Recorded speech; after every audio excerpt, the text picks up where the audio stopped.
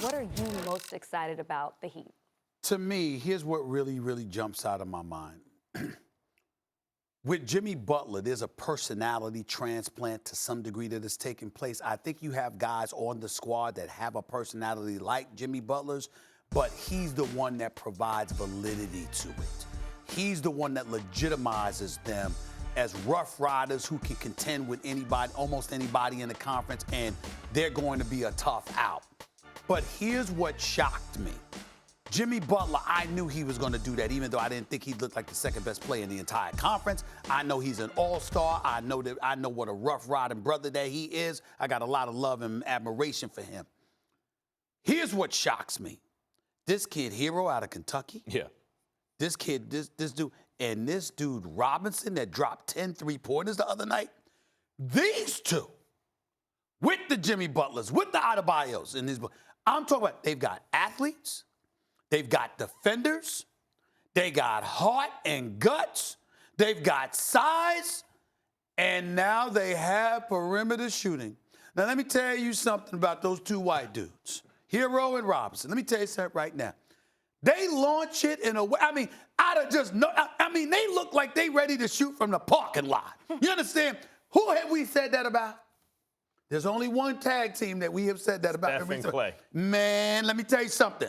If those dudes catch fire, and what we've seen from them periodically is something we see from them more continuously, I can make an argument with you right now that they might be one of the top two most exciting teams in basketball. I am so sad I cannot get there for tonight's game. Oh, my Lord. Because let me tell you something right now. I have not been this excited about the Miami Heat since LeBron left.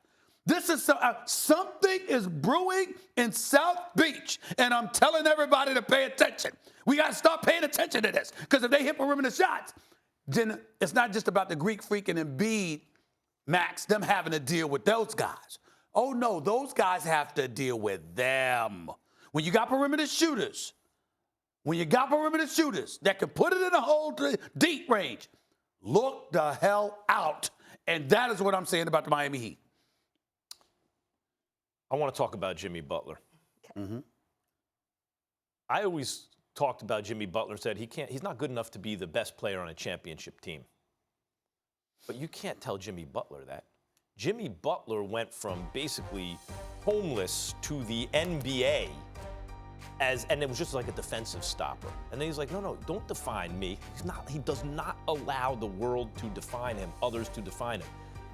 Then from defensive stopper to 20-point-a-night guy. Then from 20-point-a-night guy to like 25-point-a-night. Is he an MVP player? Well, but he's a malcontent. He burns out, in Chicago, or like outstays that place and doesn't like. And then in Minnesota, there's a problem with Karl Anthony Towns, and he's a malcontent. No. Jimmy, sorry I ever doubted you. You're probably right, guys. They're probably just a tough out.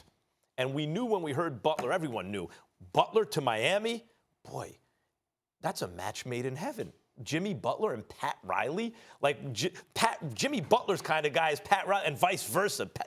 When Pat Riley sees Jimmy Butler, he's like, yes, why can't everyone be that guy? I'm sure.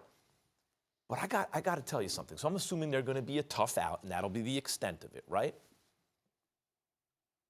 Every now and then, a team in the NBA, because we see it so often, like you hit yourself after the season, you smack yourself, like, why did I think it was going to be different than what I knew it would be in the very beginning? It almost always turns out to be that way.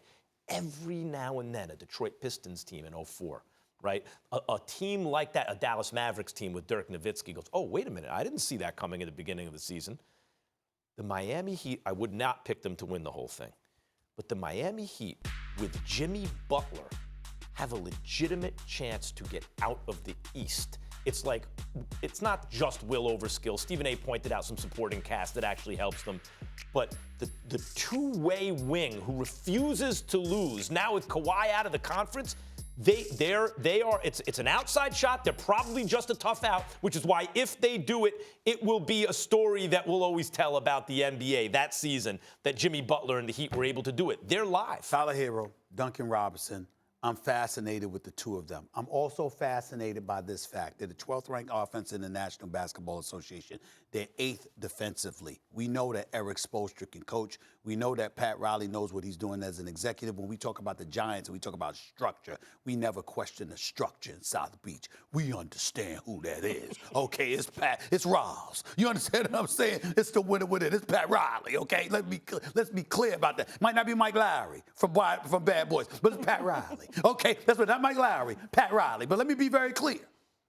You not only had those two perimeter shooters, you not only had what I just said with Pat Riley and Eric Spoelstra, you're 18-6. You got a top 10 defense, ranked 12th offense.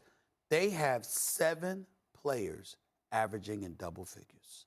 7. Jimmy Butler's leading the way, 20.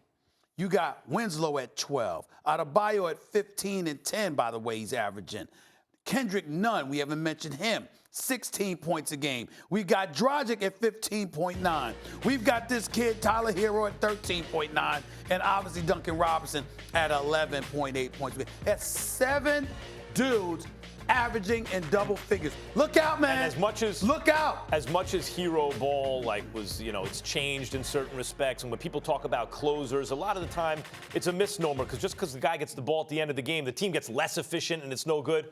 But when you got a guy who can get his own shot at the end of a game, and he's got heart like Jimmy Butler, and also performs on that level. Jimmy Butler shoots it well enough. He takes it to the hole well enough. He can bring the ball up the floor. That dude can be the difference in the playoffs. Are you ready for this, Max? Not only do they have 7 guys averaging in double figures, no one is averaging more than 14 shots per game. No one. They're spreading it around. Okay, they're spreading it around.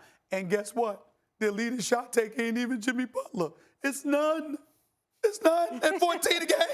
He's taking less. Jimmy Butler's not even taking the most shots. Spoelstra get any love? Man, of course he does. Let me tell you something. This is special. Thanks for watching ESPN on YouTube. For more sports highlights and analysis, be sure to download the ESPN app. And for live streaming sports and premium content, subscribe to ESPN+.